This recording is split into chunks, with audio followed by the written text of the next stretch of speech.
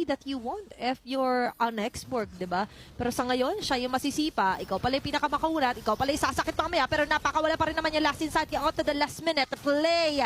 Kram! Dodging all those damages. Pero mukhang hindi niya magiging sapat dahil tinagtatlo na siya dito ng RRQ. Kaito Susuji naman magiging kapalit.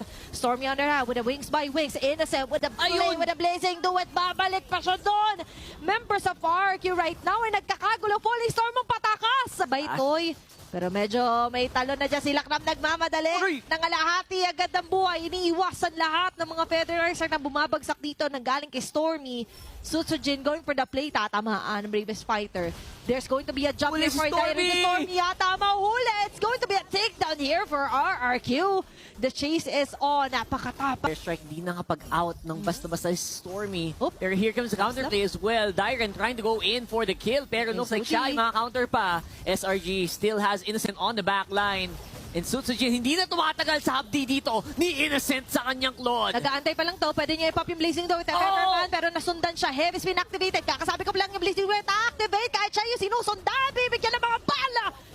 Pinatamaan ng bala sa mukha. Basag na naman ang mukha. It's going to be a double kill. The only They want man the wipeout. left is going for the wipeout na nga dito. SRG OG coming in hot. Coming in strong. Ending the game into their favor. Another point